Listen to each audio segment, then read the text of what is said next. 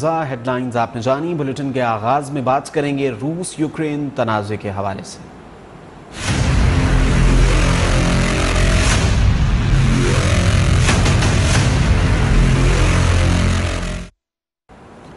रूसी अफवाज ने तीनों जानिब से यूक्रेनी शहरों पर गोलाबारी और टैंकों के साथ चढ़ाई कर दी। रूस ने चेर्नोबिल एटमी प्लांट पर भी कब्जा कर लिया। दारुल हुकूमत कीव के एयरपोर्ट कई घंटे तक रूसी अफवाज के कब्जे में रहे। कीव के मुख्तलिफ इलाकों से मुसलसल धमाकों की आवाजें आ रही हैं। जंग में दोनों जानिब से भारी जानी नुकसान और तैयारों की तबाही की इत्तलाआत हैं। अमरीका और नेटो ममालिक का रूस पर मुआशी पाबंदियों तक इक्तफा। मैदान जंग में यूक्रेन को तन्हा छोड़ दिया गया। यूक्रेनी सदर का यूरोपीय ममालिक से शिकवा। मुल्क के दिफा का ऐलान कर दिया। पाकिस्तान ने अपना सफारतखाना कीव से चेर्नोबिल मुंतकिल कर दिया। फंसे हुए तलबा को चेर्नोबिल पहुंचने की हिदायत की गई है।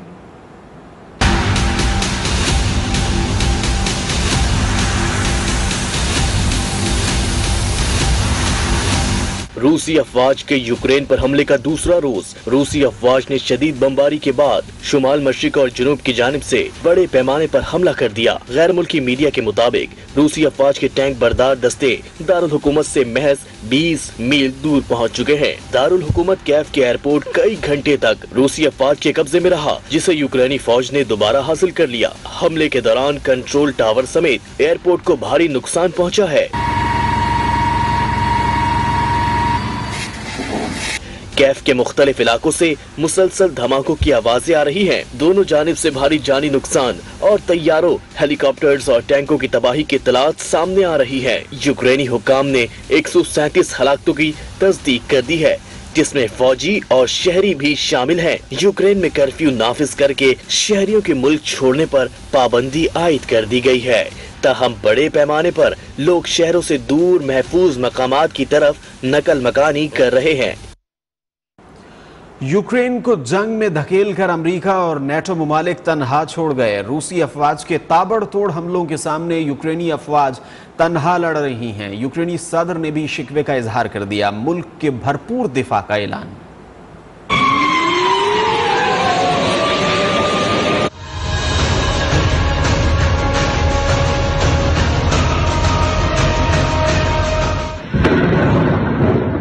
अमरीका और नेटो ममालिक का सिर्फ मुआशी पाबंदियों पर इक्तफा।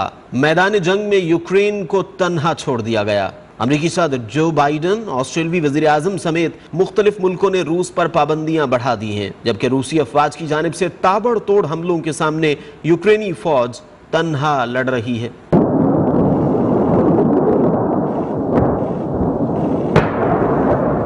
यूक्रेन के सदर व्लादिमीर ज़ेलेंस्की ने बयान में बताया कि रूस के साथ पहले रोज की लड़ाई में 137 अफराद हलाक हुए। रूस से लड़ने के लिए यूक्रेन को तन्हा छोड़ दिया गया, लेकिन हम भरपूर मुकाबला करेंगे। यूक्रेनी सदर ने यूरोप के 27 ममालिक के रहनुमाओं से पूछा, क्या यूक्रेन नेटो में शामिल होगा? हर कोई डरता है और जवाब नहीं देता, लेकिन हम डरने वाले नहीं हैं। І закриваємо Росію від цивілізованого світу.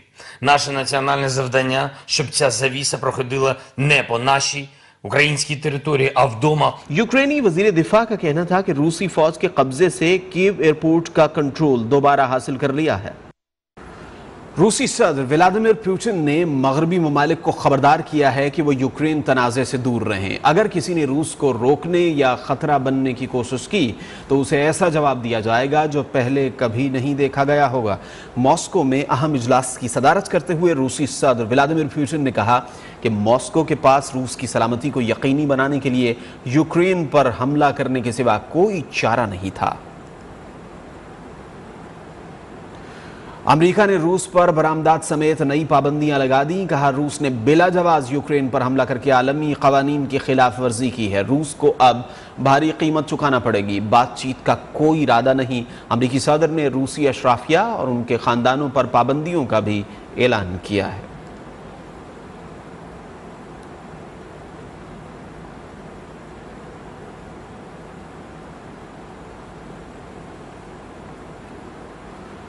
यूक्रेन रूस तनाज़े में सैकड़ों पाकिस्तानी तलबा व तालिबात यूक्रेन में फंस गए। हम बेयारों मददगार पड़े हैं। पाकिस्तानी शहरियों ने इनखिला के लिए हुकूमत से मदद की अपील कर दी। यूक्रेन पर रूसी हमला।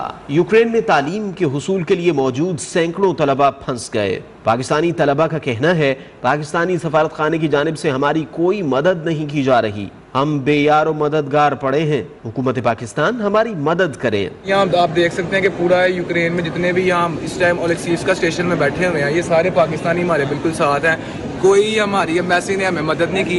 पहले हमें कहते थे कि आपको क्या नाम देते हैं, हम बसें देंगे, आपको जहाज़ देंगे, जब जंग शुरू हो जाएगी तब भी आइए, त्यारा आएगा आपको लेके एवैक्यूएट करेगा। अभी तक हमें ना किसी की तरफ से कोई मैसेज आया, ना किसी ने हमें कुछ कहा है। यूक्रेन में पाकिस्तानी सफारत खाने ने शहरियों की किसी किस्म की मालूमात और मदद के लिए नंबर जारी कर दिए। बयान में कहा गया है कि सफारत खाना फाल और पाकिस्तानी तलबा की सहूलत के लिए दस्तयाब है। पाकिस्तानी तलबा इनकिला के लिए टर्नोपल पहुंचे, ट्रेनें काम कर रही हैं और टिकट दस्तयाब हैं।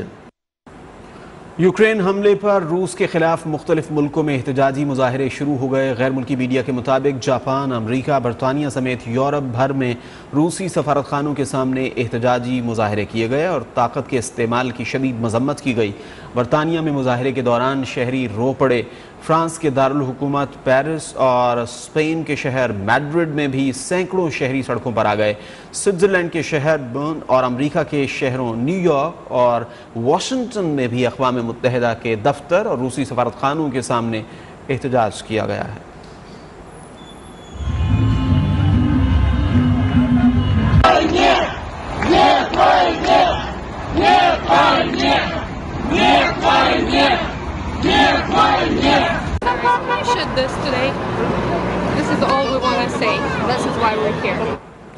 रूस यूक्रेन जंग से पाकिस्तान स्टॉक एक्सचेंज भी मुतासिर। साबिक डायरेक्टर पाकिस्तान स्टॉक एक्सचेंज अमीन यूसुफ का कहना है कि मुल्की मार्केट पर जंग के असरात महदूद होंगे। अमेरिका पेट्रोल की तरसील बढ़ा दे तो कीमतें कम हो सकती हैं।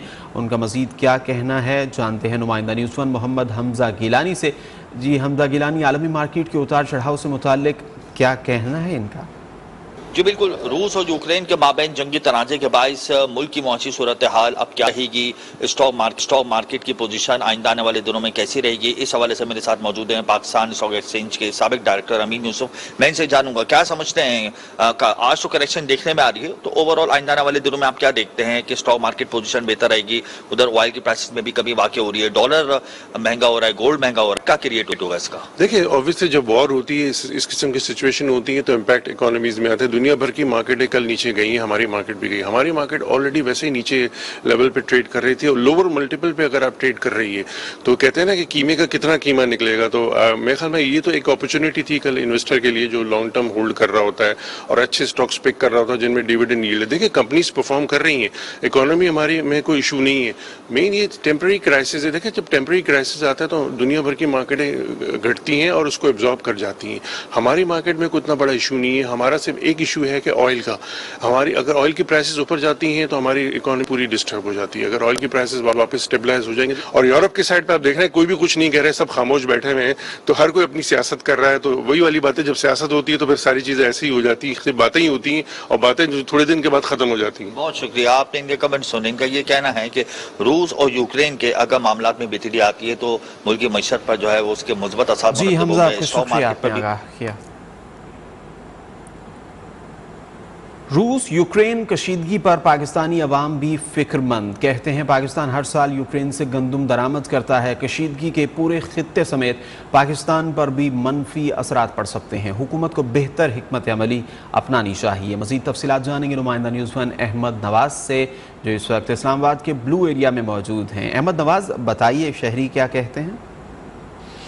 और यूक्रेन के तनाज़े से पाकिस्तान पर क्या असरात पड़ेंगे, आइए जानते हैं शहरियों से उनकी ज़ुबानी।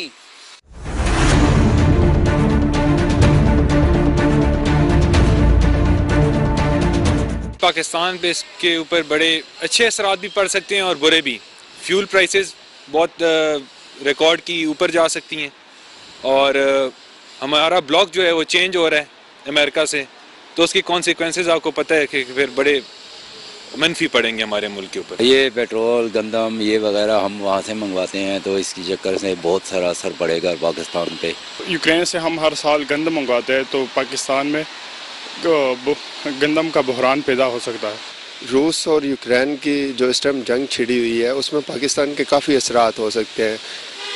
हम यूक्रेन से हर साल टनों के हिसाब से गंदम मंगवाते हैं, जिस पे हमारी मैशियत को बहुत ज़्यादा फ़र्क पड़ सकता है। हम हर साल यूक्रेन से गंदम मंगवाते होते थे, तो इस साल जंग की तनाज़ा की वजह से इस साल हम गंदम हम नहीं मंगवा सकेंगे और इस गंदम ना मंगवाने की वजह से हमारे मुल्क में किल्लत हो सकती है गंदम की।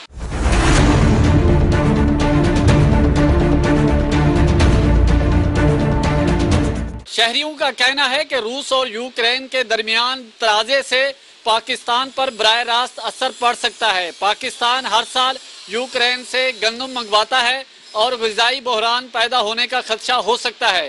कैमरामैन मोहम्मद जुनैद के साथ Ahmad Nawaz, news 1 Islamabad. Welcome back. Islamabad high court ने नून लीग की पैका ऑर्डिनेंस के खिलाफ दरखास्त नाकाबिल समाअत करार दे दी। चीफ जस्टिस अतहर मिनल्लाह ने रिमार्क्स में कहा कि सियासी जमातों का अदालत आना पार्लियामेंट की बेतौकीरी है। पिटिशनर पार्लियामेंट में मौजूद है। असल स्टेक होल्डर्स ने ऑर्डिनेंस पहले ही चैलेंज कर रखा है, जिनके पास कोई मुतबादिल फोरम भी नहीं। सियासी जमातों का एहतराम है, वो अदालत का दरवाज़ा खटखटाने की बजाय पार्लियामेंट को मजबूत करें। हुकूमत में रहने वाली जमातें ऑर्डिनेंस लाती हैं। चीफ जस्टिस ने यकीन दिलाया कि इस मामले पर किसी सियासी जमात की दरख्वास्त नहीं सुनेंगे।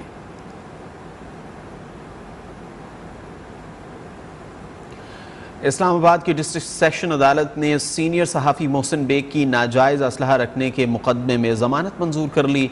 मुलजिम के खिलाफ थाना मारगला ने नाजायज़ असलहे का मुकदमा दर्ज किया था। मुलजिम मोहसिन बेग की बादस गिरफ्तारी दरख्वास्त ज़मानत जुडिशल मैजिस्ट्रेट वकार हुसैन गोंदल ने मंजूर की और 30,000 रुपये के मसलके जमा कराने का हुक्म दिया।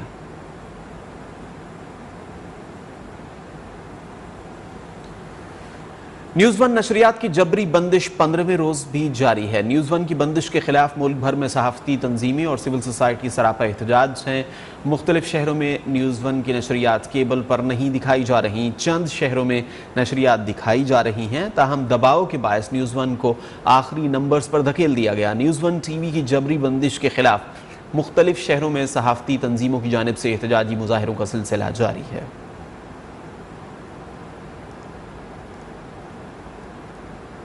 वज़ीर आला पंजाब सरदार उस्मान बुज़दार लाहौर में तकरीब से खिताब कर रहे हैं। और आप खुद उस बात के गवाह होंगे, किसी भी इलाके के साथ नाइंसाफ़ी नहीं की गई और न की जाएगी।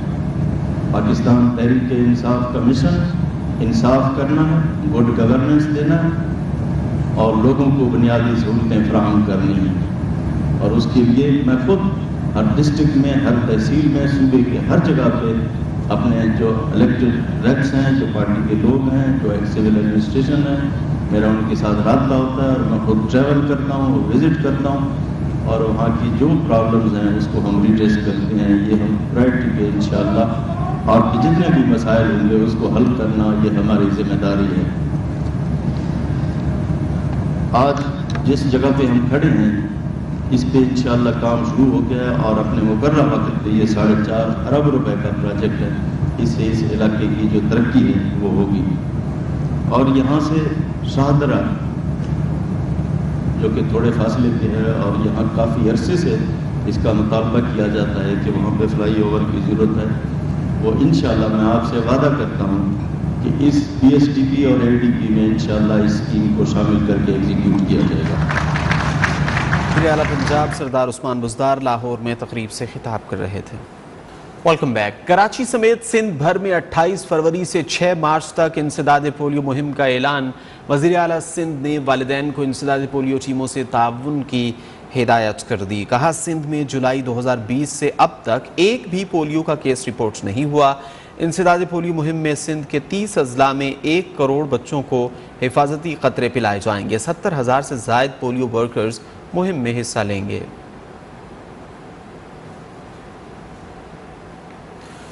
मकबूजा कश्मीर में जुल्म व बर्बरियत की इंतहा। काबिज भारतीय फौज ने मजीद 4 कश्मीरियों को शहीद कर दिया। कश्मीर मीडिया सर्विस के मुताबिक नौजवानों को जाली ऑपरेशन की आड़ में शोपियां के इलाके में शहीद किया गया। काबिज फौज ने इलाके का मुहासरा भी कर लिया। कश्मीरी अवाम पर घर तंग कर दिया गया। कठपुतली इंतजामिया ने मकबूजा कश्मीर में नमाज जुमा के इज्तिमात से भी रोका है।